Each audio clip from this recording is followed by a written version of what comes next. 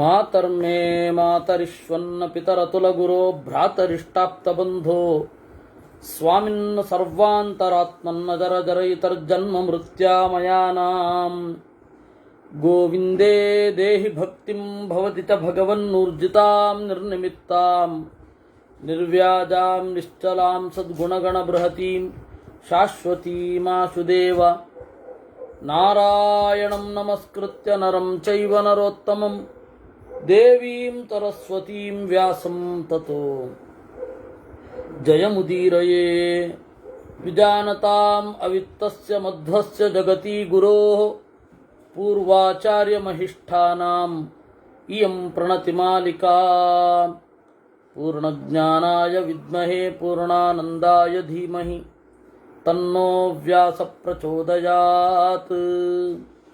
ಭೀಷ್ಮಃ ಅತ್ರ ತೇ ವರ್ತಯಿಷ್ಯಾಮಿ ನಾರದೇನಾನುಕೀರ್ತಿತಂ ಉಂಚವೃತ್ತೇಃ ಪುರಾವೃತ್ತಂ ಯಜ್ಞಾರ್ಥೇ ಬ್ರಾಹ್ಮಣಸ್ಯ ಹಿ. ನಾರದರು ಹೇಳಿದ ಒಂದು ಕಥೆಯನ್ನು ನಿನಗೆ ಹೇಳುತ್ತೇನಪ್ಪ ಅಂದರು ಭೀಷ್ಮಾಚಾರ್ಯರು ಧರ್ಮರಾಜನಿಗೆ. ಕೇಳುವ ಬ್ರಾಹ್ಮಣ ಯಾರು ಅಂದರೆ ಉಂಚವೃತ್ತಿ. ಉಂಚವೃತ್ತಿ ಅಂತ ಹೇಳಿದ್ರೆ ಕಾಡಿನಲ್ಲಿ ಅಥವಾ ಹೊಲದ ಸುತ್ತಮುತ್ತ ಹಕ್ಕಿಗಳು ತಿಂದು ಬಿಟ್ಟಿರುವ ಕಾಳನ್ನು ಒಟ್ಟು ಕೂಡಿಸಿ ಮನೆಗೆ ತಂದು ಶೇಖರಿಸಿ ಇಟ್ಕೊಳ್ಳೋದು, ಅದನ್ನ ತಿನ್ನೋದು. ಇದು ಸರಿಸುಮಾರು 4 ದಿವಸಕ್ಕೊಂದು 5 ದಿವಸಕ್ಕೊಮ್ಮೆ ಊಟ ಆಗತ್ತೆ. ಅದನ್ನ ಉಂಚಶಿಲ ಅಂತ ಕರೀತಾರೆ. ಆ ತರಹದ ಜೀವನ ಪದ್ಧತಿ ಏನಿದೆ ಅದು ಉಂಚವೃತ್ತಿ. ಆ ಉಂಚವೃತ್ತಿ ಬ್ರಾಹ್ಮಣ ಒಬ್ಬ ಇದ್ದ, ಹಾಗೆ ನಾರ್ಮಲ್ ಬ್ರಾಹ್ಮಣ ಒಬ್ಬ. ಅವನು ಗೃಹಸ್ಥ. ಯಥಾ ಪ್ರಕಾರ ಅತಿಥಿ ಸತ್ಕಾರ, ಭೂತಬಲಿ ಮೊದಲಾದವುಗಳನ್ನೆಲ್ಲ ಮಾಡ್ತಾ ಇದ್ದವ. ಅದನ್ನ ಅವನೇನು ಮಾಡಿದ, ಅವರಿಬ್ಬರ ನಡುವೆ ಸಂವಾದ, ಅದನ್ನು ಹೇಳ್ತೇನೆ ಅಂತ. ನಾರದಃ ರಾಷ್ಟ್ರೇ ಧರ್ಮೋತ್ತರೇ ಶ್ರೇಷ್ಠೆ ವಿದರ್ಭೇಶ್ವಭವದ್ವಿಜಃ ಉಂಚವೃತ್ತಿ ಋಷಿ ಕಶ್ಚಿತ್ ಸಚ ಯಜ್ಞಂ ಸಮಾದಧೇ. ವಿದರ್ಭ ಅಂತ ಒಂದು ಜಾಗ, ಮಹಾರಾಷ್ಟ್ರ. ಅಲ್ಲಿ ಒಬ್ಬ ಋಷಿ ಇದ್ದ, ಉಂಚವೃತ್ತಿ. ಅವನೇನು ಮಾಡಿದ, ಒಂದು ಯಜ್ಞವನ್ನ ಮಾಡಬೇಕು ಅಂತ. ಶ್ಯಾಮಾಕಮಶನಂ ತತ್ರ ಸೂರ್ಯಪರ್ಣಿ ಸುವರ್ಚಲ ತಿಕ್ತಂಚ ವಿರಸಂಶಾಕಂ ತಪಸಾ ಸ್ವಾದುತಾಂ ಗತಂ. ಅವನು ಜೀವನ ಹೇಗಿತ್ತು ಮೊದಲು ಅಂದರೆ, ಶ್ಯಾಮಾಕ ಅಂತಂದ್ರೆ ಅಡವಿಯಲ್ಲಿ ಸಿಗುವ ಗೆಡ್ಡೆ, ಸೂರ್ಯಪರ್ಣಿ ಅಂದರೆ ಎಕ್ಕದೆಲೆ. ಎಷ್ಟೋ ಕೆಲವು ತಿಕ್ತ, ಬಹಳ ಖಾರವಾದ, ಬಹಳ ವಿರಸ, ಯಾವುದೇ ರಸವಿರದ ಒಣಗಿ ಹೋದ ಶಾಖೆ, ತರಕಾರಿ. ಅದು ಅವನಿಗೆ ತಪಸ್ಸಿನಲ್ಲಿ ರತಿ ಇದ್ದದ್ರಿಂದಾಗಿ ಅದು ಸ್ವಾದುತಾಂಗತಂ, ಬಹಳ ಸ್ವಾದುವಾಗಿ ಕಾಣ್ತಾ ಇತ್ತಂತೆ. ಅಂದ್ರೆ ಅವನಿಗೆ ತಪಸ್ಸಿನಲ್ಲಿ ಅಷ್ಟು ನಿಷ್ಠೆ, ರುಚಿಯ ಕಡೆ ಗಮನವೇ ಇರಲಿಲ್ಲ. ಉಪಗಮ್ಯವನೇ ಪೃಥ್ವೀಂ ಸರ್ವಭೂತಾ ವಿಹಿಂಸಯ ಅಪಿ ಮೂಲಫಲೈರಿಜ್ಯ ಯಜ್ಞ ಸ್ವರ್ಗ ಪರೋಮತಃ. ಕಾಡಿಗೆ ಹೋಗಿ ಈ ತರಹ ಯಾವ ಜೀವಿಗಳನ್ನು ಹಿಂಸೆ ಮಾಡದೆ ಯಾಗ ಮಾಡ್ತಾ ಇದ್ದ. ತಸ್ಯ ಭಾರ್ಯಾವ್ರತ ಕೃಶ ಶುಚಿ ಪುಷ್ಕರ ಮಾಲಿನಿ ಯಜ್ಞಪತ್ನಿ ತ್ವಮಾನೀತ ಸತ್ಯಾನ್ನಾನು ವಿಧೀಯತೆ. ಅವನಿಗೆ ಯಜ್ಞ ಮಾಡಬೇಕು ಅಂತ ಒಮ್ಮೆ ಅನ್ನಿಸ್ತು. ಅವನ ಹೆಂಡತಿ ವ್ರತಕೃಶ, ವ್ರತದಿಂದ ಸಣ್ಣಗಾಗೋಗಿದ್ಲು, ಶುಚಿ. ಅವಳ ಹೆಸರು ಪುಷ್ಕರ ಮಾಲಿನಿ ಅಂತ. ಯಜ್ಞ ಪತ್ನಿತ್ವ ಮಾನೀತ, ಅವಳು ಯಜ್ಞ ಪತ್ನಿ ಆದ್ಲು. ಸಾತು ಶಾಪ ಪರಿತ್ರಸ್ತ ನ ಸ್ವಭಾವಾನುವರ್ತಿನಿ ಮಾಯೂರ ಜೀರ್ಣಪರ್ಣಾನಾಂ ವಸ್ತ್ರಂ ತಸ್ಯಾಶ್ಚ ವರ್ಣಿತಂ. ಸಾತು ಶಾಪ ಪರಿತ್ರಸ್ತ, ಅವಳು ಎಲ್ಲಿ ಪಿತೃದೇವತೆಗಳ ಶಾಪ ಒದಗೀತೋ ಅಂತ ಹೇಳಿ ಬಹಳ, ಎಲ್ಲಿ ದೇವತೆಗಳ ಶಾಪ ಒದಗೀತೋ ಅಂತ ಹೇಳಿ ಬಹಳ ವಿಚಿತ್ರವಾದ ವ್ರತಚರ್ಯೆಯನ್ನು ಅವಳು ಮಾಡ್ತಾ ಇದ್ಲು. ಮಾಯೂರ ಜೀರ್ಣಪರ್ಣಾನಾಂ, ಅವಳು ಬಟ್ಟೆ ಯಾವುದು ಅಂತಂದ್ರೆ ಉದುರಿ ಬಿದ್ದ ನವಿಲಿನ ಗರಿ, ಆ ಗರಿಯನ್ನ ಬಟ್ಟೆಯಾಗಿ ಹೆಣೆದುಕೊಂಡು ಬಳಸ್ತಾ ಇದ್ಲು. ಅಕಾಮಾಯ ಕೃತಸ್ತತ್ರ ಯಜ್ಞೋಹೋತ್ರನು ಮಾರ್ಗತಃ ಶುಕ್ರಸ್ಯ ಪುನರಾಜಾತಿ ಅವಧ್ಯಾನಾದ ಧರ್ಮವತ್. ಅವಳಿಗೆ ಯಜ್ಞ ಮಾಡಬೇಕು ಅಂತ ಖಂಡಿತವಾಗಿ ಆಸೆ ಇರಲಿಲ್ಲ. ಗಂಡ ಯಜ್ಞ ಮಾಡಬೇಕು ಅಂತ ಇದ್ದಾನೆ ಅನ್ನುವ ಕಾರಣದಿಂದ ಯಜ್ಞಕ್ಕೆ ತೊಡಗಿದ್ಲು. ಅವಳಿಗೆ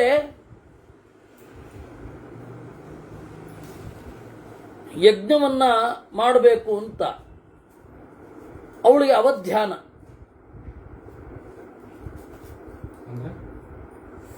ಅದೊಂದು ರೀತಿಯಾದ ಉಪೇಕ್ಷೆ. ಯಜ್ಞ ಮಾಡಬೇಕಾ ಅಂತ. ತಸ್ಮಿನ್ ವನೆ ಸಮೀಪಸ್ಥೋ ಮೃಗೋಭೂತ್ ಸಹಚಾರಿಕಃ ವಚೋಭಿರಬ್ರವೀತ್ ಸತ್ಯಂ ತ್ವಯಾ ದುಷ್ಕೃತಕಂ ಕೃತಂ. ಅಲ್ಲಿ ಇನ್ನೊಬ್ಬ ಋಷಿ, ಅವನೇನು ಮಾಡಿದ, ಮೃಗನಾದ. ಮನುಷ್ಯರ ಮಾತಿನಿಂದ ಅವಳಿಗೆ ನುಡಿದ, ಸತ್ಯಂ ತ್ವಯಾ ದುಷ್ಕೃತಕಂ ಕೃತಂ. ಅಲ್ಲಪ್ಪ ಬ್ರಾಹ್ಮಣ, ಮಾಡಬಾರದ್ದನ್ನು ಮಾಡ್ತಾ ಇದ್ದಿ, ವಾನಪ್ರಸ್ಥರ ರೀತಿಯಿಂದ ಯಾಗ ಮಾಡ್ತಾ ಇದ್ದಿ. ಈ ಯಾಗದಲ್ಲಿ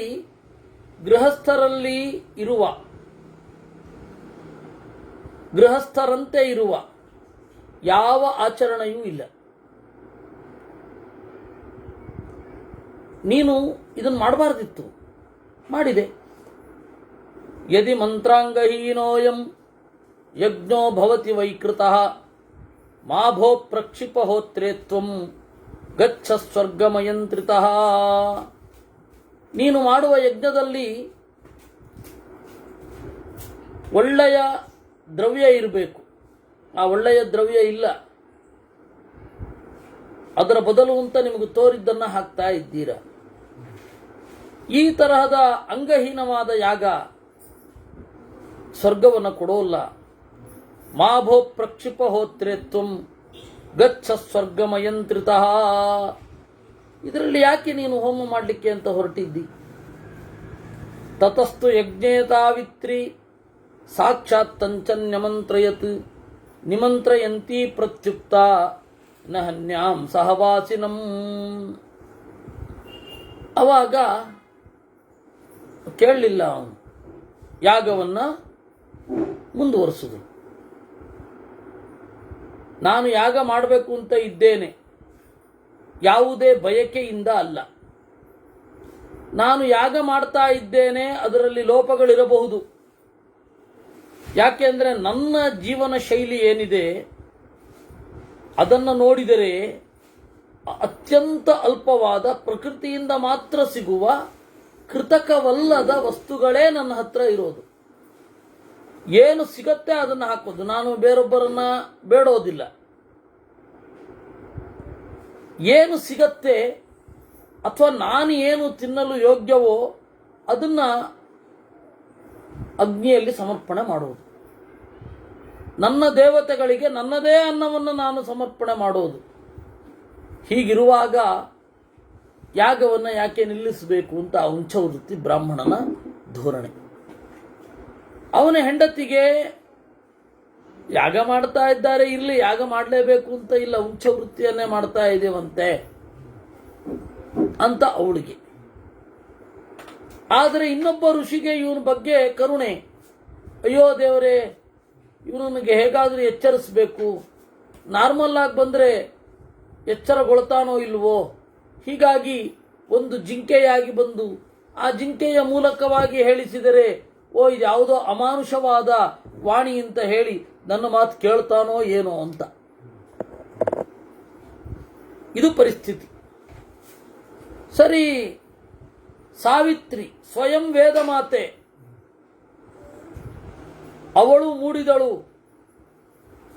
ಹೇಳಿದಳು, ನಹನ್ಯಾಂ ಸಹವಾಸಿನಂ, ಯಾವಾಗಲೂ ನನ್ನ ಜೊತೆಗೇ ವಾಸ ಮಾಡುವ ಬ್ರಾಹ್ಮಣನನ್ನ ಯಾಗ ಲೋಪ ಮಾಡಿದ, ಯಾಗ ವಿಧಿಯ ಲೋಪ ಮಾಡಿದ ಅಂತ ಹೇಳಿ ನಾನು ಕೊಲ್ಲೋದಿಲ್ಲ ಅಂತ ಹೇಳಿ ಅವಳು ಅದನ್ನ, ಇವನ ಅಪರಾಧಗಳನ್ನ, ಅಂದ್ರೆ ಏನು, ವಿಧಿಯ ಮೀರುವಿಕೆ, ವಿಧಿ ವಿಲಂಘನ ಏನಿದೆ ಅದನ್ನು ಕ್ಷಮಿಸಿದ್ಲು. ಏವ ಮುಕ್ತ ನಿವೃತ್ತ ಪ್ರಾಕ್ ಪ್ರವೃತ್ತ ಯಜ್ಞಪಾವಕಾತ್ ಕಿಂಚ ದುಶ್ಚರಿತಂ ಯಜ್ಞೆ ದಿದೃಕ್ಷುಸ್ಸ ರಸಾತಳಂ ಸತುಬದ್ಧಾಂಜಲಿ ಸತ್ಯಂ ಅಯಾಚ ಹರಿಣ ಪುನಃ ಸತ್ಯೇನ ಸಂಪರಿಶ್ವಜ್ಯ ಸಂತುಷ್ಟೋ ಥೋಚ್ಯತಾಮಿತಿ. ಅವಳೇನ್ ಮಾಡಿದ್ಲು, ಯಜ್ಞ ಅಭಿಮಾನಿಯ ಬಳಿಗೆ ಹೋದಳು. ಅವಳು ಹೇಳ್ತಾಳೆ, ನನ್ನನ್ನು ಚೆನ್ನಾಗಿ ಪಾಲನೆ ಮಾಡ್ತಾ ಬಂದಿರುವವನು, ಉಂಚ ವೃತ್ತಿಯಿಂದ ಬದುಕಿದವನು, ವೇದಾಧ್ಯಯನದಲ್ಲೇ ತೊಡಗಿರುವವನು, ಈ ಹಿನ್ನೆಲೆಯಲ್ಲಿ ಅವನನ್ನು ನೀನು ಕೊಲ್ಲದಿರು, ಯಜ್ಞ ವಿಧಿಪೂರ್ವಕವಾಗಿ ಆಗಿಲ್ಲ ಅನ್ನುವ ಒಂದೇ ಒಂದು ಕಾರಣದಿಂದ ಕೊಲ್ಲದಿರು ಅಂತ. ಆಗ ಯಜ್ಞನಾಮಕ ದೇವತೆಗೆ, ಯಜ್ಞಕ್ಕೆ ಅಭಿಮಾನಿಯಾದ ದೇವತೆಗೆ ಅನ್ನಿಸಿತಂತೆ, ಇಲ್ಲ ಬೇರೆ ರೀತಿಯಿಂದ ಇವನು ಬುದ್ಧಿವಾದ ಹೇಳೋಣ ಅಂತ. ಅವನು ಮತ್ತೆ ಜಿಂಕೆಯಾಗಿ ಬಂದ. ಈ ಋಷಿ ಮಾತ್ರ ಅಲ್ಲ, ಜಿಂಕೆ, ಅವನು ಋಷಿ ಉಪದೇಶ ಮಾಡಿ ಹೊಟ್ಟಾದ, ಇವನೇನು ಕೇಳಲಿಲ್ಲ. ಅವನು ಜಿಂಕೆಯಾಗಿ ಬಂದ. ಯಾರು? ಆ ಯಜ್ಞದ ಅಭಿಮಾನಿ ದೇವತೆ. ಅವನು ಕೂಡ ಜಿಂಕೆಯಾಗಿ, ಮೊದಲನೇ ಅವನು ಋಷಿಯೇ ಬಂದದ್ದು, ಮಾತು ಕೇಳಲಿಲ್ಲ, ಮಾಡಬೇಡ ಅಂದ ಕೇಳಲಿಲ್ಲ. ಸಾವಿತ್ರಿ ಹೋಗಿ ಯಜ್ಞಾಭಿಮಾನಿ ದೇವತೆಗೆ ಹೇಳಿದ್ಲು, ಅವನು ಏನೇ ಮಾಡಿದ್ರು ನೀನು ಸಹಿಸಬೇಕು, ಅವನಿಗೆ ಕೆಟ್ಟ ಫಲವನ್ನು ಕೊಡಬಾರದು ಅಂತ. ಎರಡನೇ ಬಾರಿ ಆ ಯಜ್ಞಾಭಿಮಾನಿ ದೇವತೆಯೇ ಜಿಂಕೆಯಾಗಿ ಬಂದ. ಅವನು ಬಂದು ತತಸ್ಥ ಹರಿಣೋ ಗತ್ವಾ ಪದಾನ್ಯಷ್ಟೌ ನಿವರ್ತತ ಸಾಧು ಹಿಂಸಯ ಮಾಂ ಸತ್ಯ ಹತೋ ಯಾಸ್ಯಾಮಿ ಸದ್ಗತಿಂ. ಆ ಯಜ್ಞ ಅಭಿಮಾನಿ ದೇವತೆ ಜಿಂಕೆಯಾಗಿ ಬಂದು ಬ್ರಾಹ್ಮಣನಿಗೆ ಹೇಳಿದ, ನೋಡು, ನಾನು ಜಿಂಕೆ ಹೇಳ್ತಾ ಇದ್ದೇನೆ, ನನ್ನನ್ನು ಬಲಿ ಕೊಡು, ಒಳ್ಳೆ ಲೋಕವನ್ನು ಪಡಿ. ನೀನೇನ್ ಮಾಡ್ತಾ ಇದ್ದೀ? ಯೋಗ್ಯವಾದ, ವಿರುದ್ಧವಲ್ಲದ, ತಾನಾಗಿ ಸಿಕ್ಕಿದ ಪ್ರಾಕೃತಿಕ ದ್ರವ್ಯಗಳಿಂದ ಯಾಗ ಮಾಡ್ತೇನೆ ಅಂತ ನಿನ್ನ ಧೋರಣೆ. ಆದರೆ ಯಜ್ಞದಲ್ಲಿ ಯಜ್ಞ ಮಾಡಬೇಕು ಅಂತಂದಾಗ ಏನೇನು ಹೋಮ ಮಾಡಲಿಕ್ಕಿರತ್ತೆ, ಏನೇನು ಪದಾರ್ಥಗಳನ್ನು ಹೋಮ ಮಾಡಲಿಕ್ಕಿರತ್ತೆ, ಅದನ್ನು ಮಾಡಬಾರದು, ಅದನ್ನು ಮಾಡೋಲ್ಲ ಅಂತ ನಿನ್ನ ಹಠ. ಮಾಡಬೇಕು ಅಂತ ಶಾಸ್ತ್ರ, ಶಾಸ್ತ್ರವನ್ನು ಮೀರ್ತಾ ಇದ್ದೀಯಲ್ಲ, ಮಾಡಬೇಡ ಹಾಗೆ. ಇದೋ ನಾನು ಜಿಂಕೆ, ನಾನೇ ಹೇಳ್ತಾ ಇದ್ದೇನೆ, ನನ್ನನ್ನು ಬಲಿ ಕೊಡು, ಸ್ವರ್ಗವನ್ನು ಪಡಿ. ಹೇಗಿದೆ ಪ್ರಲೋಭನೆ! ಪಶ್ಯೇಮ ಅಪ್ಸರಸೋ ದಿವ್ಯ ಮಯಾ ದತ್ತೇನ ಚಕ್ಷುಷಾ ವಿಮಾನಾನಿ ವಿಚಿತ್ರಾಣಿ ಗಂಧರ್ವಾಣ ಮಹಾತ್ಮನಾಂ. ಈ ಅಪ್ಸರೆಯರನ್ನು ನೋಡು, ನಾನು ಕೊಟ್ಟ ದಿವ್ಯವಾದ ಕಣ್ಣಿನಿಂದ ಅಪ್ಸರೆಯರನ್ನು ನೋಡು, ಒಳ್ಳೆಯ ಲೋಕಗಳನ್ನು ನೋಡು. ಇದನ್ನ ಮನಗಂಡು ಯಜ್ಞದಲ್ಲಿ ವಿಹಿತವಾದ ಹಿಂಸೆಯನ್ನ ಮಾಡು, ಯಜ್ಞದಲ್ಲಿ ವಿಹಿತವಾದ ಹಿಂಸೆಯನ್ನ ಮಾಡು. ನೀನು ನನ್ನನ್ನು ಕೊಂದರೆ ನಾನು ಸದ್ಗತಿಗೆ ಹೋಗ್ತೇನೆ, ನಿನಗೂ ಒಳ್ಳೆ ಗತಿಯಾಗತ್ತೆ, ಮಾಡು. ತತಸ್ಸ ಸುಚಿರಂ ದೃಷ್ಟ್ವಾ ಸ್ಪೃಹಾಲಗ್ನೇನ ಚಕ್ಷುಷಾ ಮೃಗಮಾಲೋಕ್ಯ ಹಿಂಸಾಯಾಂ ಸ್ವರ್ಗವಾಸಂ ಸಮರ್ಥಯತ್. ಅವನಿಗೆ ಒಂದ್ಸರ್ತಿ ಯೋಚನೆ ಮಾಡುವ ಅಂತ ಅನ್ನಿಸಿತು. ಬಹಳ ಬಾರಿ ಯೋಚನೆ ಮಾಡಿದ. ಸ್ಪೃಹಾಲಗ್ನೇನ ಚಕ್ಷುಷಾ, ಸ್ವರ್ಗವನ್ನು ಪಡೆಯಬೇಕು ಎನ್ನುವ ಬಯಕೆ ಉಂಟಾಯಿತು ಅವನಿಗೆ. ಮೃಗವನ್ನು ನೋಡಿದ, ಓ ಇದೇ ಹೇಳ್ತಾ ಇದೆ, ಇದರ ಮೂಲಕ ಸ್ವರ್ಗವನ್ನು ಪಡೆಯೋಣ ಅಂತ. ಸತು ಧರ್ಮೋ ಮೃಗೋ ಭೂತ್ವಾ ಬಹುವರ್ಚೋಚಿತೋ ವನೆ ತಸ್ಯ ನಿಷ್ಕೃತಿ ಮಾಧತ್ತ ನತ್ವಸೌ ಯಜ್ಞ ಸಂವಿಧಿ. ಅವಾಗ ಅವನಿಗೆ ಆಯ್ತು, ಹಿಂಸೆಯನ್ನು ಮಾಡಬೇಕು ಅಂತನ್ನುವ ಬುದ್ಧಿ ಬರ್ತಾ ಇತ್ತು. ಆಗ ಧರ್ಮಾಭಿಮಾನಿ ದೇವತೆಗೆ ಅನ್ನಿಸಿತು, ಇಲ್ಲ ಇಲ್ಲ, ಇವನು ಈಗಾಗಲೇ ಅಹಿಂಸೆಯಲ್ಲಿ ಇದ್ದು ಯಜ್ಞಕ್ಕಿಂತ ಅತ್ಯಂತ ಮಿಗಿಲಾದ, ಯಜ್ಞ ಮಾಡೋದಕ್ಕಿಂತ ಅತ್ಯಂತ ಎತ್ತರದ ಸ್ಥಾನವನ್ನು ಈಗಾಗಲೇ ಪಡೆದು ಬಿಟ್ಟಿದ್ದಾನೆ. ಮತ್ತೆ ಯಾಕೆ ಇವನಿಗೆ ಯಜ್ಞ ಅಂತ ಧರ್ಮಾಭಿಮಾನಿಗೆ ಅನ್ನಿಸಿ ಅವನು ಮತ್ತೆ ಮೃಗವಾಗಿ ಬಂದ. ನತ್ವಸೌ ಯಜ್ಞ ಸಂವಿಧಿ, ಅಲ್ಲಪ್ಪ ಸ್ವರ್ಗಕ್ಕೆ ಯಜ್ಞವೇ ಮಾಡಬೇಕು ಅಂತ ಇಲ್ಲ, ನೀನು ಮಾಡೋದೆಲ್ಲ ಯಜ್ಞ ಆಗತ್ತೆ ಎಂದ ಅವನು. ತಸ್ಯತೇನ ತು ಭಾವೇನ ಮೃಗಹಿಂಸಾತ್ಮನಸ್ತದಾ ತಪೋ ಮಹತ್ಸಮುಚ್ಛಿನ್ನಂ ತಸ್ಮಾದ್ಹಿಂಸಾ ನಯಾಗ್ನಿಯ. ಆದ್ರೆ ಅವನಿಗೆ ಈ ಸರ್ತಿ ಕೇಳಲಿಲ್ಲ. ಮೊದಲನೇ ಬಂದು ಹಿಂಸೆ ಮಾಡು ಅಂದ, ಕೇಳಲಿಲ್ಲ. ಎರಡನೇದು ಬಂದು ಹಿಂಸೆ ಮಾಡು ಅಂತ ಹೇಳಿತ್ತು, ಕೇಳಿದ. ಮೂರನೇವನು ಧರ್ಮಾಭಿಮಾನಿ ಸ್ವಯಂ ಬಂದು ಹಿಂಸೆ ಮಾಡಬೇಡ ಅಂತ ಹೇಳಿದ್ರು ಕೇಳಲಿಲ್ಲ, ಹಿಂಸೆಗೆ ಒತ್ತು ಕೊಟ್ಟ. ಅವನ ಮಹತ್ವ ತಪಸ್ಸೆಲ್ಲ ನಾಶ ಆಗಿ ಹೋಯಿತು. ಅದರಿಂದಾಗಿ ಯಜ್ಞದಲ್ಲಿ ಹಿಂಸೆ ಮಾಡಲೇಬೇಕು ಅಂತ ಇಲ್ಲ, ನೀವು ಯಾರು ಅನ್ನೋದ್ರ ಮೇಲೆ ಡಿಪೆಂಡ್ ಆಗುತ್ತೆ. ಬ್ರಾಹ್ಮಣನಾಗಿದ್ರೆ ಹಿಂಸೆ ಮಾಡಬೇಕು ಅಂತ ಇಲ್ಲ. ತತಸ್ತು ಭಗವಾನ್ ಧರ್ಮೋ ಯಜ್ಞಂ ಯಾಜಯತ ಸ್ವಯಂ ಸಮಾಧಾನಂಚ ಭಾರ್ಯಾಯಾಃ ಲೇಭೆ ಸ ತಪಸಾಂವರಂ. ಆಮೇಲೆ ಅವನು ಬುದ್ಧಿ ಬಂತು, ಮತ್ತೆ ತಪಸ್ಸನ್ನು ಮಾಡಿ ಧರ್ಮವನ್ನ ಮತ್ತೆ ಶ್ರಮದಿಂದ ಗಳಿಸಿ ಅಹಿಂಸೆಯಿಂದ ಎತ್ತರವನ್ನು ಪಡೆಯಬೇಕಾಯಿತು. ಅದರಿಂದ ಅಹಿಂಸಾ ಪರಮೋ ಧರ್ಮೋ ಹಿಂಸಾ ಯಜ್ಞೇ ತಮಾಹಿತ ಸತ್ಯಂ ತೇಹಂ ಪ್ರವಕ್ಷ್ಯಾಮಿ ಯೋ ಧರ್ಮ ಸತ್ಯವಾದಿನಾಂ. ಅಹಿಂಸೆ ಅನ್ನೋದು ಪರಮಧರ್ಮ ಅನ್ನೋದು ಸತ್ಯ, ಯಜ್ಞದಲ್ಲಿ ಹಿಂಸೆ ಇರಬಹುದು ಅನ್ನೋದು ಸತ್ಯ. ಸತ್ಯಂ ತೇಹಂ ಪ್ರವಕ್ಷ್ಯಾಮಿ, ನಿನಗೆ ಸತ್ಯವನ್ನೇ ನುಡಿಯುತ್ತೇನೆ, ಸತ್ಯವಾದಿಗಳ ಧರ್ಮವನ್ನು ಕುರಿತು ನುಡಿಯುತ್ತೇನೆ ಅಂತ ಹೇಳಿದ ಅನ್ನುವಲ್ಲಿಗೆ ಈ ವಿಚಿತ್ರವಾದ ಕಥೆ 257 ಮುಗೀತು. ಅದು ಈ ಅಧ್ಯಾಯ ಮುಗೀತು. ತಾತ್ಪರ್ಯ ಇಷ್ಟೇ, ಒಬ್ಬ ಬ್ರಾಹ್ಮಣನಾದವ ಯಜ್ಞದಲ್ಲಿ ಹಿಂಸೆಯನ್ನು ಮಾಡಬೇಕಾದದ್ದಿಲ್ಲ. ಕ್ಷತ್ರಿಯನೊಬ್ಬ ಮಾಡಿದ್ರೆ ತೊಂದರೆ ಇಲ್ಲ. ಅವರು ಸ್ಥಾನದ ಮೇಲೆ ಅವರು ಮಾಡುವ ಪೂಜೆಯ ಬಗ್ಗೆ ಡಿಪೆಂಡ್ ಆಗುತ್ತೆ. ನಾವು ಇದನ್ನು ಎಲ್ಲರಿಗೂ ಕಾಮನ್ ಟು ಆಲ್ ಅನ್ನುವ ರೂಲ್ ಅಪ್ಲೈ ಮಾಡ್ಲಿಕ್ಕೆ ಬರಲ್ಲ, ಮಾಡಲೂಬಾರದು. ಅದರಿಂದಾಗಿ ಸತ್ಯಂ ತೇಹಂ ಪ್ರವಕ್ಷ್ಯಾಮಿ ಯೋ ಧರ್ಮ ಸತ್ಯವಾದಿನಾಂ, ಇದು ಹಿಂಸೆ ಅಹಿಂಸೆಗಳ ನಡುವೆ ಅವನ ಒಂದು ವಿಚಾರಧಾರೆ ತಾಕಲಾಟವಾಯಿತು. 2 ಇಲ್ಲಿಗೆ 257ನೇ ಅಧ್ಯಾಯ ಮುಗಿತು. ಯುಧಿಷ್ಠಿರ ಕಥಂ ಭವತಿ ಪಾಪಾತ್ಮ ಕಥಂ ಧರ್ಮಂ ಕರೋತಿ ವಾ ಕೇನ ನಿರ್ವೇದಮಾದತ್ತೆ ಮೋಕ್ಷಂ ವಾ ಕೇನ ಗಚ್ಚತಿ.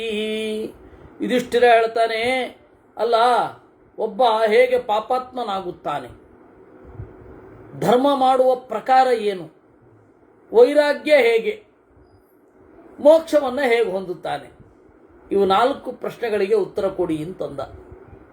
ಆಗ ಭೀಷ್ಮಾಚಾರ್ಯ ಹೇಳ್ತಾರೆ, ವಿದಿತಾ ಸರ್ವಧರ್ಮಾಸ್ತೆ ಸ್ಥಿತ್ಯರ್ಥಮನು ಪೃಚ್ಛಸಿ ಶೃಣು ಮೋಕ್ಷಂ ಸನಿರ್ವೇದಂ ಪಾಪಂ ಧರ್ಮಂ ಚ ಮೂಲತಃ. ಮಗು, ನಿನಗೆ ಎಲ್ಲ ಧರ್ಮ ಗೊತ್ತಿದೆಯಲ್ಲಪ್ಪ, ಮೋಕ್ಷದ ಬಗ್ಗೆ ಗೊತ್ತು, ಪಾಪ ಅಂದ್ರೆ ಏನು ಅಂತ ಗೊತ್ತು, ವೈರಾಗ್ಯ ಅಂದ್ರೆ ಏನು ಅಂತ ಗೊತ್ತು, ಧರ್ಮ ಅಂದ್ರೆ ಏನು ಅಂತ ಗೊತ್ತು. ಆದರೂ ಕೂಡ ಬೇರೊಬ್ಬರ ಉಪಕಾರಕ್ಕಾಗಿ ಪ್ರಶ್ನೆ ಕೇಳ್ತಾ ಇದ್ದಿ. ಹೇಳ್ತೇನೆ,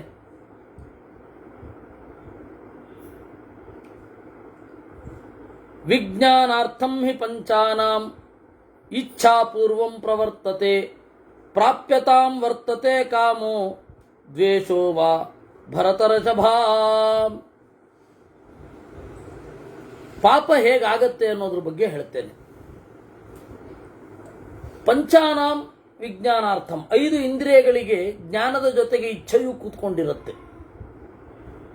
ಆ ಇಚ್ಛೆಯೇ ಕಾಮವಾಗಿ ಬದಲಾಗತ್ತೆ. ಆ ಕಾಮಕ್ಕೆ ಅಡ್ಡಿ ಬಂದಾಗ ದ್ವೇಷ ಶುರು ಆಗುತ್ತೆ. ತತಸ್ತದರ್ಥಂ ಯತತೆ ಕರ್ಮಚಾರಭತೆ ಪುನಃ ಇಷ್ಟಾನಾಂ ರೂಪಗಂಧಾನಾಂ ಅಭ್ಯಾಸಂಚ ಚಿಕೀರ್ಷತಿ. ಆ ಕಾಮದಿಂದ ಕರ್ಮಗಳನ್ನು ಮಾಡ್ತಾನೆ.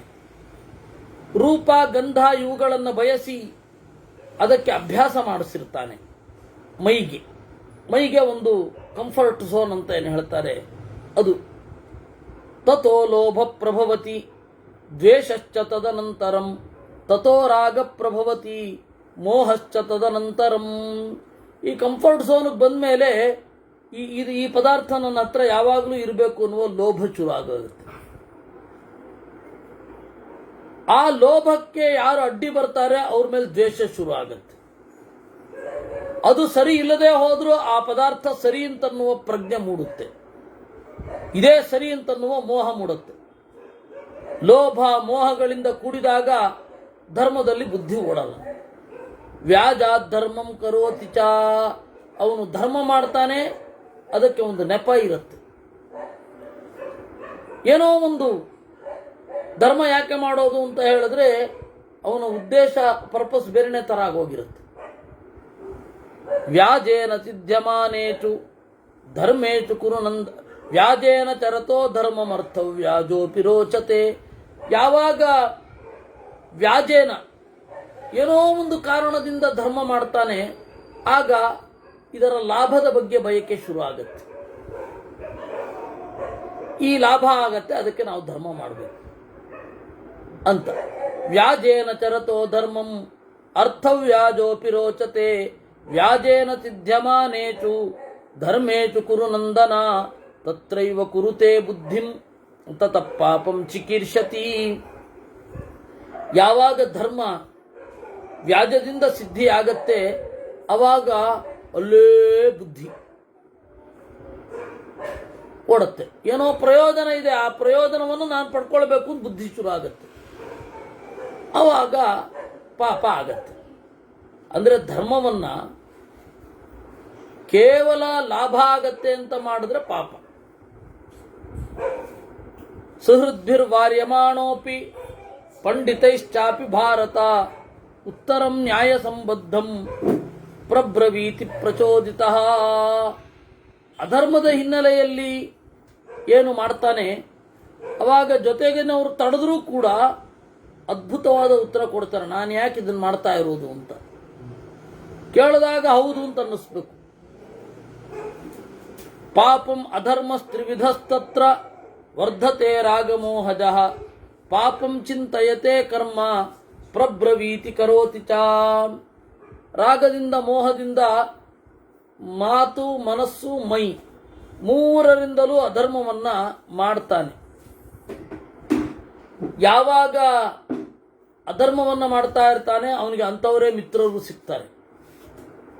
ಅವರ ಮಿತ್ರರ ಪಾಪವನ್ನು ನೋಡ್ತಾ ನೋಡ್ತಾ ನೋಡ್ತಾ ಕಡೆಗೆ ಪಾಪ ಅನ್ನೋದು ಅಂತಹ ನಾಚಿಕೊಳ್ಳಬೇಕಾದ ಪ್ರಸಂಗ ಏನೂ ಇಲ್ಲ ಅಂತ ಅಂದ್ಬಿಡ್ತಾನೆ. ಸನೇಹ ಸುಖಮಾಪ್ನೋತಿ ಕುತ ಏವ ಪರತ್ರ ವೈ ಏವಂ ಭವತಿ ಪಾಪಾತ್ಮ ಧರ್ಮಾತ್ಮಾನಂತು ಮೇ ಶೃಣು. ಅದರಿಂದ ಯಾವಾಗ ನನ್ನ ಗೆಳೆಯರ ಕೆಟ್ಟದು, ನನ್ನ ಗೆಳೆಯ ಆದ್ದರಿಂದಾಗಿ ಅದು ಅವನು ಕೆಟ್ಟವನಲ್ಲ ಅಂತ ಅನ್ಕೋತಾನೆ, ಅವಾಗ ಅದೇ ಅಭ್ಯಾಸ ಆಗುತ್ತೆ. ಇನ್ನೂ ಆಳವಾಗಿ ಅವನು ಅಧರ್ಮ ಮಾಡಲಿಕ್ಕೆ ಶುರು ಮಾಡ್ತಾನೆ. ಇದು ನೀನು ಕೇಳಿದ ಪ್ರಶ್ನೆಗೆ ಉತ್ತರ. ಪ್ರಜ್ಞಾ ಧರ್ಮೇತ ರಮತೆ ಧರ್ಮಂ ತಮುಪಜೀವತಿ ಸೋತ ಧರ್ಮಾದವಾಪ್ತೇಚು ಧನೇಚು ಕುರುನಂದನ. ನಾವು ಧರ್ಮಿಷ್ಠರಾಗಿದ್ದೇವೆ ಅನ್ನೋದಕ್ಕೆ ಒಂದು ಪ್ರಬಲವಾದ ಸೈನ್ ಏನು ಅಂದರೆ ಪ್ರಜ್ಞೆ ಬೆಳೀತಾ ಇದೆ ಅಂತ. ಪ್ರಜ್ಞಾ ಧರ್ಮೇತ ರಮತೆ ಧರ್ಮಂ ತಮುಪಜೀವತಿ. ಅದರಿಂದಾಗಿ ಧರ್ಮದಿಂದಲೇ ಗಳಿಸಿದ ಹಣವನ್ನ ಮತ್ತೆ ಧರ್ಮದ ಕಾರ್ಯಗಳಿಗಾಗಿಯೇ ಬಳಸಿ ಪ್ರಜ್ಞೆಯನ್ನು ಪಡಿತಾನೆ. ಇದು ತಾತ್ಪರ್ಯ ಏನು ಅಂತ ಹೇಳಿದ್ರೆ, ಹಣದಿಂದ ಹಣ ಅನ್ನೋದು ಪಾರತ್ರಿಕ ಲಾಭ ಅಲ್ಲ. ಹಣದಿಂದ ಹಣ ಬರೋದು ಸೆಕೆಂಡ್ರಿ. ಹಣದಿಂದ ಸಂತೋಷ, ಲೋಕಹಿತ ಇವುಗಳೆಲ್ಲ ಆಗೋದೇನಿದೆ ಅದು ನಿಜವಾದ ಔಟ್ಕಮ್.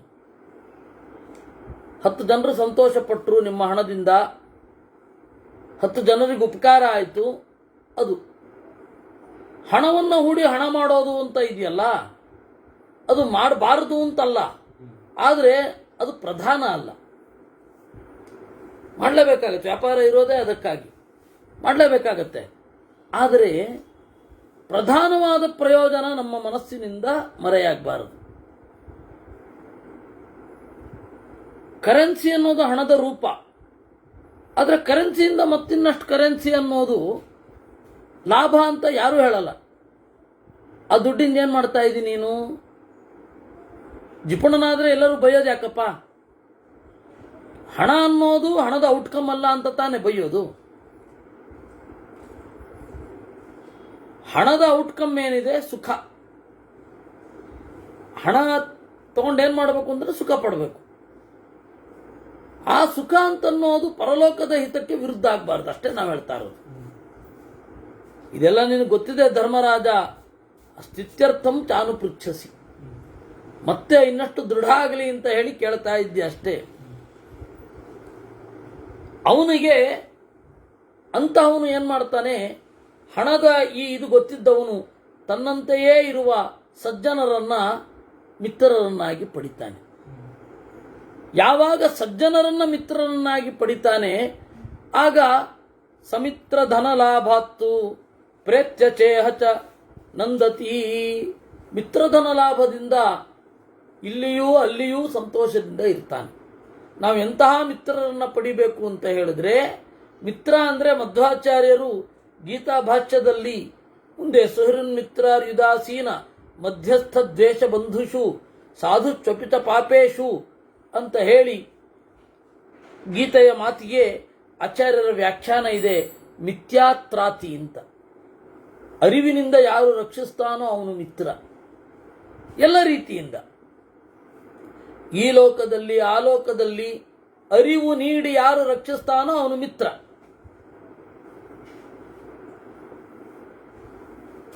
ಸಜ್ಜನರೇ ಮಿತ್ರ ಆಗಲಿಕ್ಕಾಗತ್ತೆ, ದುರ್ಜನರು ಮಿತ್ರ ಆಗಲ್ಲ.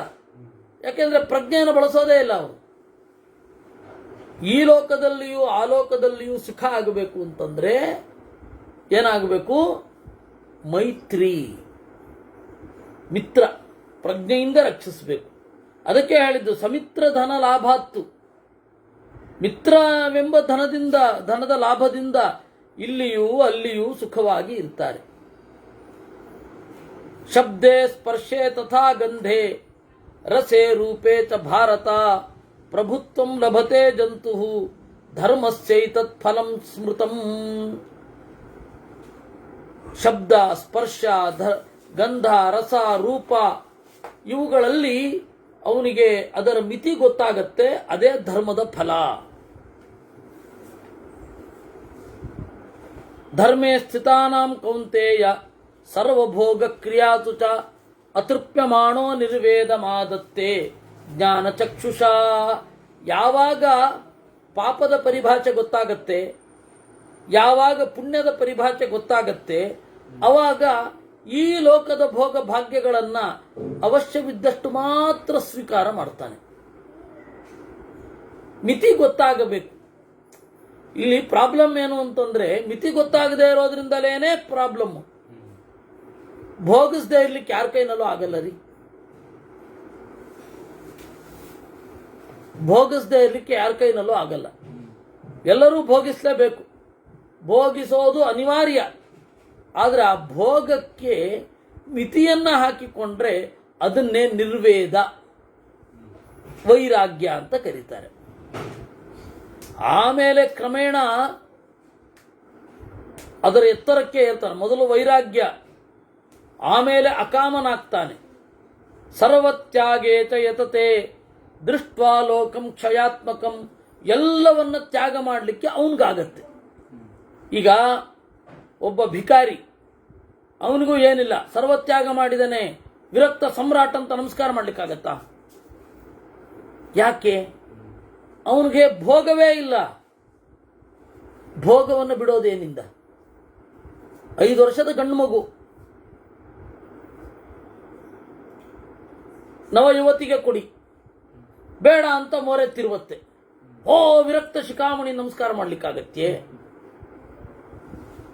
ಸನ್ಯಾಸ ಆಗಲಿ ಸರ್ವತ್ಯಾಗ ಆಗಲಿ ಪ್ರಜ್ಞಾಪೂರ್ವಕವಾಗಿ ಇರಬೇಕು. ಹಾಗೆ ಇದು ಅದೇ ರೀತಿ. ಸರ್ವತ್ಯಾಗೇ ಅವನು ಎಲ್ಲವನ್ನು ಬಿಟ್ಟಿರ್ತಾನೆ ಭಿಕಾರಿ, ಅವನಿಗೇನು ಮಾಡಲಿಕ್ಕಿಲ್ಲ.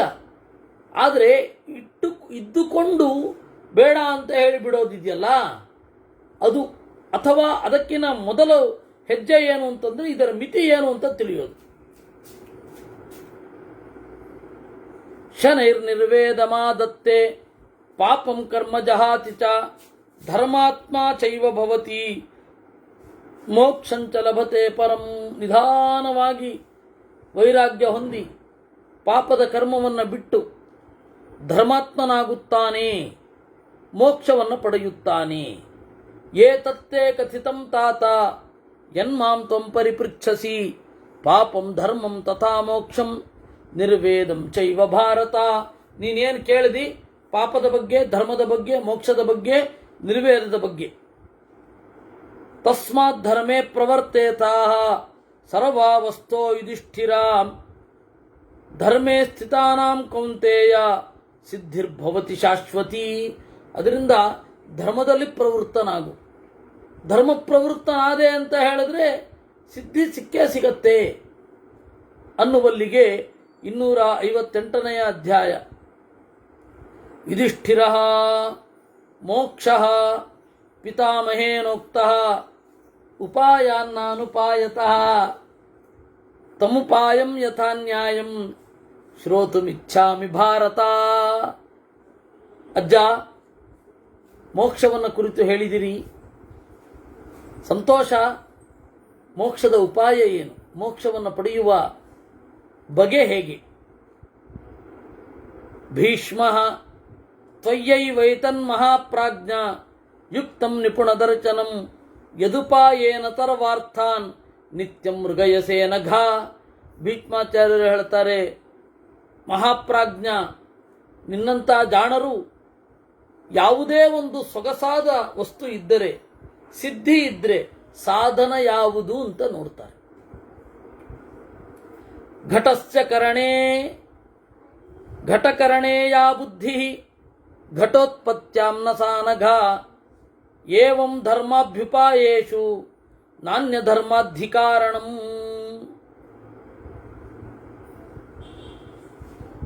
ಘಟಸ್ಯ ಕರಣೇ ಯಾ ಬುದ್ಧಿ. ಘಟವನ್ನ ಮಾಡುವವನಿಗೆ ಏನು ಬುದ್ಧಿ ಇರುತ್ತೆ, ಆ ಬುದ್ಧಿ ಘಟೋತ್ಪತ್ತಿಯಲ್ಲಿರಬೇಕು ಅಂತ ಇಲ್ಲ. ಎಲ್ಲಕ್ಕೂ ಕೂಡ ಉಪಾಯವನ್ನು ತಿಳಿಯಬೇಕು ಅನ್ನೋದು ಕರೆಕ್ಟ್. ಲೋಕದಲ್ಲಿ ಹೇಗಿರುತ್ತೆ, ಮಡಿಕೆ ಹೇಗೆ ಆಗತ್ತೆ ಅಂತ ಗೊತ್ತಿರುತ್ತೆ, ಮಡಿಕೆ ಹೇಗೆ ಹುಟ್ಟತ್ತೆ ಅಂತ ಗೊತ್ತಿರಲ್ಲ. ಇದನ್ನು ಮಾಡಿದ್ರೆ ಇದಾಗತ್ತೆ ಅಂತ ಗೊತ್ತಿರುತ್ತೆ, ಇದರ ಮೂಲ ಗೊತ್ತಿರಲ್ಲ.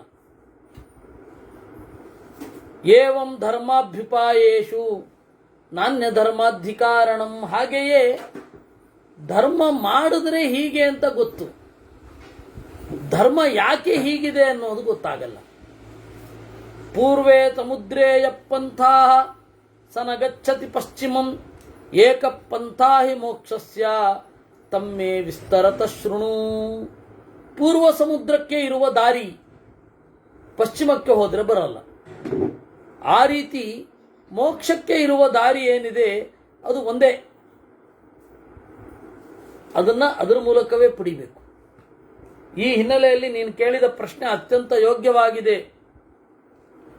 ಕ್ಷಮಯಾ ಕ್ರೋಧ ಮುಚ್ಛಿಂದ್ಯಾತ್ ಕಾಮಂ ಸಂಕಲ್ಪ ವರ್ಜನಾತ್ ಸತ್ವ ಸಂಸೇವನಾಧೀರೋ ನಿದ್ರಾಂ ಉಚ್ಛೇತ್ತುಮರ್ಹತಿ. ಕ್ಷಮಯಾ ಕ್ರೋಧ ಮುಚ್ಛಿಂದ್ಯಾತ್, ಕ್ಷಮೆಯಿಂದ ಕ್ರೋಧವನ್ನು ಮೀರಬೇಕು. ಸಂಕಲ್ಪವನ್ನು ಬಿಡುವುದರ ಮೂಲಕ ಕಾಮವನ್ನು ಮೀರಬೇಕು. ಸತ್ವ ಸಂಸೇವನಾಧೀರ, ಸಾತ್ವಿಕ ಪದಾರ್ಥಗಳನ್ನು ಬಳಸುತ್ತಾ ನಿದ್ರೆಯನ್ನು ಗೆಲ್ಲಬೇಕು. ಸಾತ್ವಿಕ ಪದಾರ್ಥಗಳನ್ನ, ಅದೇ ಆಹಾರ, ಸಾತ್ವಿಕ ಆಹಾರ. ಆಹಾರ ಅನ್ನೋ ಶಬ್ದಕ್ಕೆ ಮಧ್ವಾಚಾರ್ಯರು ಉಪನಿಷದ್ ಭಾಷ್ಯದಲ್ಲಿ ವಿಚಿತ್ರವಾದ ಅರ್ಥ. ನಾವು ತೆಗೆದುಕೊಳ್ಳುವ ಧ್ಯಾನ, ಕೇಳುವ ಉಪನ್ಯಾಸ ಎಲ್ಲವೂ ಆಹಾರ ಅಂತಾರವರು. ಆಹಾರ ಸಿದ್ಧೌ ಆಹಾರ ಶುದ್ಧೌ ಸತ್ವಶುದ್ಧಿ, ಸತ್ವಶುದ್ಧೌ ಧ್ರುವ ಸ್ಮೃತಿ ಅಂತ ಛಂದೋಗ ಉಪನಿಷತ್ತಿನಲ್ಲಿ ಹೇಳ್ತಾರೆ. ಅಲ್ಲಿ ಆಹಾರ ಅಂತ ಹೇಳಿದ್ರೆ ನಮ್ಮ ನಡೆ, ನಮ್ಮ ಮಿತ್ರರು, ಅವರಿಂದ ನಾವು ಸ್ವೀಕರಿಸುವ ಮಾತು ಎಲ್ಲವೂ ಆಹಾರವೇ. ಅದರಿಂದ ಸತ್ವವನ್ನ ಸೇವನೆ ಮಾಡುವ ಮೂಲಕ ನಿದ್ರೆಯನ್ನು ದಾಟಬೇಕಾಗತ್ತೆ. ಅಪ್ರಮಾದಾದ್ಭಯಂ ರಕ್ಷೇತ್ ಶ್ವಾಸಂ ಕ್ಷೇತ್ರಜ್ಞಶೀಲನಾತ್ ಇಚ್ಛಾಂ ದ್ವೇಷಂ ಚ ಕಾಮಂ ಚ ಧೈರ್ಯೇಣ ವಿನಿವರ್ತಯೇತ್. ಅಪ್ರಮಾದಾತ್ ಭಯಂ ರಕ್ಷೇತ್. ಅಪ್ರಮಾದದಿಂದ ಭಯವನ್ನು ಮೀರಬೇಕು. ಅಂದರೆ ಮೈ ಮರೆಯದೇ ಇರುವುದರ ಮೂಲಕ ಭಯವನ್ನು ಮೀರಬೇಕು. ಅಂದರೆ ಮೈ ಮರೆತರೆ ಭಯ ಬರುತ್ತೆ ಅಂತ ಅರ್ಥ. ಶ್ವಾಸಂ ಕ್ಷೇತ್ರಜ್ಞಶೀಲನಾತ್, ಉಸಿರನ್ನು ಬಿಗಿ ಹಿಡಿಬೇಕು. ಹೇಗೆ? ಕ್ಷೇತ್ರಜ್ಞಶೀಲನಾಥ್, ದೇವರನ್ನ ಚಿಂತಿಸುತ್ತಾ ಉಸಿರನ್ನ ಬಿಗಿ ಹಿಡಿಬೇಕು. ಸುಮ್ಮನೆ ಉಸಿರು ಬಿಗಿ ಹಿಡಿಯೋದಲ್ಲ, ಬೌದ್ಧರ ವಿಪಶ್ಯನ ಧ್ಯಾನ ಮಾಡೋದಲ್ಲ. ಏನು ಪ್ರಯೋಜನ? ಇನ್ನು ಕೇವಲ ಈ ಲೋಕದ ಒಂದು ದೇಹದಾರ್ಢ್ಯ, ಈ ಲೋಕದಲ್ಲಿ ಯಾರಿಗೋ ಒಬ್ಬರು ನನ್ನನ್ನು ನಾನು ರಕ್ಷಣೆ ಮಾಡಿಕೊಳ್ಬೇಕು ಅಂತ ಹೇಳಿ ಉಸಿರು ಬಿಗಿ ಹಿಡಿಯೋದಲ್ಲ. ಉಸಿರು ಬಿಗಿ ಹಿಡಿಯೋದು ಕ್ಷೇತ್ರಜ್ಞಶೀಲನ, ದೇವರನ್ನ ಚಿಂತನೆ ಮಾಡುವ ಮೂಲಕ. ಉಸಿರು ಬಿಗಿ ಹಿಡಿಯೋದು ಅಂತ ಆದರೆ ಕ್ಷೇತ್ರಜ್ಞನ ಚಿಂತನೆಯ ಮೂಲಕವೇ ಬಿಗಿ ಹಿಡಿಬೇಕು. ಪ್ರಾಣಾಯಾಮ ಮಾಡಬೇಕು ಅಂದ್ರೆ ದೇವರ ಸ್ಮರಣೆ ಇರಲೇಬೇಕು. ಇನ್ನು ಇಚ್ಛೆಯನ್ನ, ದ್ವೇಷವನ್ನ, ಕಾಮವನ್ನ ಧೈರ್ಯೇಣ ವಿನಿವರ್ತಯೇತ್, ಇದನ್ನ ಸರಿ ರಿಪೇರಿ ಮಾಡಿಕೊಳ್ಬೇಕು ಅಂತಂದ್ರೆ ಧೈರ್ಯದಿಂದ. ಧೈರ್ಯ ಅಂದ್ರೆ ಬುದ್ಧಿವಂತಿಕೆ. ಸರ್ವಂ ಪ್ರಮೋಹಮಾವರ್ತಂ ಅಭ್ಯಾಸಾದ್ ವಿನಿವರ್ತಯೇತ್ ನಿದ್ರಾಂಚ ಅಪ್ರತಿಭಾಂಚೈವ ಜ್ಞಾನಾಭ್ಯಾಸೇನ ತತ್ವವಿತ್. ಸರ್ವಂ ಪ್ರಮೋಹಮಾವರ್ತಂ, ನಮ್ಮ ಮೋಹ ಮತ್ತೆ ಆವರ್ತ, ಇದನ್ನ ನಿರಂತರ ಅಭ್ಯಾಸ ಮಾಡ್ತಾ ಇರಬೇಕು. ಅಭ್ಯಾಸದಿಂದ ಇದನ್ನು ಗೆಲ್ಲಲಿಕ್ಕೆ ಸಾಧ್ಯ. ಎಲ್ಲಕ್ಕಿಂತ ಮಿಗಿಲಾಗಿ ಅಪ್ರತಿಭಾ, ಏನು ಹೊಳೆಯಲ್ಲ ಅಂತೇವಲ್ಲ, ಅದನ್ನು ಜ್ಞಾನಾಭ್ಯಾಸೇನ ತತ್ವವಿತ್, ನಿರಂತರವಾಗಿ ಅರಿವಿನಲ್ಲಿ ನಮ್ಮ ಮನಸ್ಸನ್ನು ತೊಡಗಿಸಬೇಕು. ನಿರಂತರ. ನಿದ್ರಾಂಚ ಅಪ್ರತಿಭಾಂಚೈವ, ನಿದ್ರೆಯನ್ನ ಯಾವುದರಿಂದ ಗೆಲ್ಲಬೇಕು ಅಂದ್ರೆ ಯಾವುದೋ ಲೌಕಿಕವಾದ ವಿಷಯಗಳನ್ನ ಚಿಂತನೆ ಮಾಡ್ತಾ ನಿದ್ರೆಯನ್ನ ಗೆಲ್ಲೋದಲ್ಲ. ನಿದ್ರೆಯನ್ನ ಗೆಲ್ಲಬೇಕು ಅಂತಿದ್ರೆ ದೇವರನ್ನ ಕುರಿತಾದ ಚಿಂತನೆಯಲ್ಲಿಯೇ ಅದರ ಮೂಲಕವೇ ಗೆಲ್ಲಬೇಕು. ಹೇಳ್ತಾರೆ, ನೋಡಿ ನಾವು ನಮ್ಮ ಬಾಸ್ ನಿದ್ರಣೆ ಮಾಡೋದಿಲ್ಲ, 3 ಗಂಟೆ ನಿದ್ರೆ ಮಾಡ್ತಾರೆ, 4 ಗಂಟೆ ನಿದ್ರೆ ಮಾಡ್ತಾರೆ ಅಂತ ಹೇಳ್ತಾರೆ. ಏನು ಪ್ರಯೋಜನ? ಬರೇ ಲೌಕಿಕವಾದ ಸಂಗತಿಗಳಲ್ಲಿ ತಳ್ಳುತ್ತಾ ಇರ್ತಾರೆ. ಅದಕ್ಕಿಂತ ನಿದ್ರೆ ಎಷ್ಟೋ ಬೆಟರ್, ಇಲ್ಲಾದರೂ ಸುಖ ಸಿಗತ್ತೆ. ನೀವು ನಿದ್ರೆ ಕೆಡೋದು ಅಂತಾನೆ ಇದ್ರೆ ದೇವರ ವಿಚಾರದಲ್ಲಿ ಸ್ವಲ್ಪವಾದರೂ ಮುಂದೆ ಹೋಗಿ.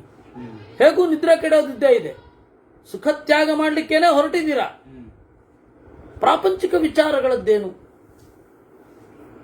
ಅದರಿಂದಾಗಿ ನಿದ್ರಾಂಚ ಅಪ್ರತಿಭಾಂಚೈವ ಜ್ಞಾನಾಭ್ಯಾಸೇನ ತತ್ವವಿತ್ ಉಪದ್ರವಾನ್ ರೋಗಾನ್ ಹಿತ ಜೀರ್ಣಮಿತಾಚನಾತ್ ಲೋಭಂ ಮೋಹಂ ಚ ಸಂತೋಚಾತ್ ವಿಷಯಾನ್ ತತ್ವದರ್ಶನಾತ್. ಉಪದ್ರವಗಳನ್ನು ಗೆಲ್ಲಬೇಕು. ಉಪದ್ರವ ಅಂದ್ರೆ ರೋಗ. ಉಪದ್ರವ ರೋಗಗಳನ್ನು ಎಲ್ಲಿ ಗೆಲ್ಲಬೇಕು ಅಂದ್ರೆ ಹಿತವಾದ ಜೀರ್ಣವಾದ ಮಿತವಾದ ಅನ್ನವನ್ನು ಉಣ್ಣುವ ಮೂಲಕ. ರೋಗವನ್ನು ಹೇಗೆ ಗೆಲ್ಲಬೇಕು? ಹಿತವಾದ ಊಟ, ಜೀರ್ಣವಾಗುವ ಊಟ, ಮಿತವಾದ ಊಟದಿಂದ ಗೆಲ್ಲಬೇಕು. ಲೋಭವನ್ನ ಮೋಹದಿಂದ, ಲೋಭ ಮತ್ತು ಮೋಹಗಳನ್ನ ತೃಪ್ತಿಯಿಂದ ಗೆಲ್ಲಬೇಕು. ಎದುರುಗಡೆ ಇರುವ ವಿಷಯಗಳನ್ನ ವಿಷಯಾನ್ ತತ್ವದರ್ಶನಾತ್, ಶಬ್ದಸ್ಪರ್ಶ ರೂಪರಸಗಂಧಗಳ ಅತಿರೇಕವನ್ನ ತತ್ವದರ್ಶನದಿಂದ ಗೆಲ್ಲಬೇಕು. ಹೀಗೆ ಈ ಶ್ಲೋಕವೊಮ್ಮೆ ಕೇಳಿಬಿಡಿ. ಸರ್ವಂ ಪ್ರಮೋಹಮಾವರ್ತಂ ಅಭ್ಯಾಸಾದ್ವಿನಿವರ್ತಯೇತ್ ನಿದ್ರಾಂಚ ಅಪ್ರತಿಭಾಂಚೈವ ಜ್ಞಾನಾಭ್ಯಾಸೇನ ತತ್ವವಿತ್ ಉಪದ್ರವಾನ್ ತಥಾ ರೋಗಾನ್ ಹಿತ ಜೀರ್ಣ ಮಿತಾಶನಾತ್. ರೋಗವನ್ನು ಯಾವುದರಿಂದ ಗೆಲ್ಲಬೇಕು? ಹಿತ ಜೀರ್ಣ ಮಿತಾಚನಾತ್ ಲೋಭಂ ಮೋಹಂ ಚ ಸಂತೋಷಾತ್. ಸಂತೋಷ ಅಂದ್ರೆ ತೃಪ್ತಿ. ಲೋಭವನ್ನ ಮೋಹನವನ್ನ ತೃಪ್ತಿಯಿಂದ ಗೆಲ್ಲಬೇಕು. ವಿಷಯಾನ್ ತತ್ವದರ್ಶನಾತ್, ಶಬ್ದಸ್ಪರ್ಶ ರೂಪರಸ ಗಂಧಗಳನ್ನ ತತ್ವದರ್ಶನದಿಂದ ಗೆಲ್ಲಬೇಕು. ಅನುಕ್ರೋಶಾತ್, ಈ ಇಡೀ ಭಾಗ ಇದೆಯಲ್ಲ, ಇದನ್ನು ಹೀಗೆ ಬೌದ್ಧರು ಜಾತಕ ಕಥೆಗಳಲ್ಲಿ ಅಚ್ಚು ಅಳವಡಿಸ್ಕೊಂಡ್ಬಿಟ್ಟಿದ್ದಾರೆ. ಇದನ್ನ ಎಂತ ಪರಿ ರೀಮೇಕ್ ಮಾಡಿ ಕಾಪಿ ಮಾಡಿದ್ದಾರೆ ಅಂತಂದ್ರೆ ಅಯ್ಯೋ ಸಾಧ್ಯವೇ ಇಲ್ಲ. ಆದ್ರೆ ಈಗ ಈ ಬುದ್ಧಿಜೀವಿಗಳಿಗೆ ಅದೂ ಗೊತ್ತಿಲ್ಲ, ಬೌದ್ಧ ಸಿದ್ಧಾಂತದಲ್ಲಿ ಹೀಗಿದೆ ಅನ್ನೋದು ಗೊತ್ತಿಲ್ಲ ಅವ್ರಿಗೆ. ಆದ್ರೆ ಇಲ್ಲಿ ನೀವು ಬೌದ್ಧರ ಜಾತಕ, ಇದು ತ್ರಿಪಿಟಕಗಳು,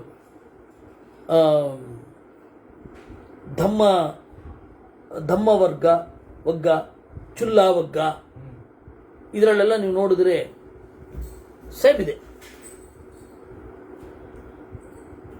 ಅನುಕ್ರೋಶಾತ್ ಅಧರ್ಮಂಚ ಜಯೇ ಧರ್ಮಂ ಉಪೇಕ್ಷಯ ಆಯತ್ಯಾಚ ಜಯೇದಾಶಾಂ ಅರ್ಥಂ ಸಂಗತಿ ವರ್ಜನಾತ್. ದಯೆಯಿಂದ ಅಧರ್ಮವನ್ನು ಗೆಲ್ಲಬೇಕು. ಬ್ರಾಹ್ಮಣನಿಗೆ ಮಾತ್ರ ಇದು. ಜಯೇ ಧರ್ಮಂ ಉಪೇಕ್ಷಯ, ಧರ್ಮವನ್ನು ಗೆಲ್ಲಬೇಕು ಉಪೇಕ್ಷೆ ಮಾಡುವುದರ ಮೂಲಕ. ಉಪೇಕ್ಷೆ ಮಾಡೋದ್ರ ಮೂಲಕ ಧರ್ಮವನ್ನು ಗೆಲ್ಲಬೇಕು ಅಂದ್ರೆ ಏನರ್ಥ? ವಿರುದ್ಧವಾದ ಸಂಗತಿಗಳನ್ನ, ಮಾನಸಿಕವಾಗಿ ವಿರುದ್ಧವಾದ ಸಂಗತಿಗಳು ಏನು ಬರುತ್ತೆ ಅದನ್ನ ಹೀಗೆ ಗೆಲ್ಲಬೇಕು. ಏನು? ಉಪೇಕ್ಷೆಯ. ಮಾನಸಿಕವಾಗಿ ಏನೊಂದು ನಮಗೆ ಅತ್ಯಂತ ವಿರುದ್ಧವಾದ ಸಂಗತಿಗಳು ಬರ್ತಾ ಇರುತ್ತೆ, ಅದನ್ನು ಉಪೇಕ್ಷೆ ಮಾಡಬೇಕು. ಕೆಡಕು, ಕೇಳೆಣಿಸುವಿಕೆ, ಇದನ್ನ ತಡಿಬೇಕು. ಆಯತ್ಯಾಚ ಜಯೇದಾಶಾಂ, ಇನ್ನು ವಿಧಿ ಹೇಗಿರುತ್ತೋ ಹಾಗಾಗತ್ತೆ ಅನ್ನುವುದರಿಂದ ಆಸೆಯನ್ನು ಗೆಲ್ಲಬೇಕು. ಆಯತಿಹಿ ಅಂದ್ರೆ ವಿಧಿ. ಇನ್ನು ಅರ್ಥಂ ಸಂಘ ವಿವರ್ಜನಾತ್, ಅರ್ಥವನ್ನ ಹೇಗೆ ಗೆಲ್ಲಬೇಕು? ಅರ್ಥ ಶುದ್ಧ ಆಗೋದು ದುಷ್ಟರ ಸಂಘವನ್ನ ಮಾಡದೇ ಇರೋದ್ರಿಂದ, ಬಿಡೋದ್ರಿಂದಾಗಿ. ಇವತ್ತಿಗೆ ಇಷ್ಟು ಸಾಕು. ನಾಳೆ ಮತ್ತೆ ಯಥಾ ಪ್ರಕಾರ ವಿಸ್ತಾರವಾಗಿ ಮಾಡೋಣ. ಕೃಷ್ಣಾರ್ಪಣಮಸ್ತು.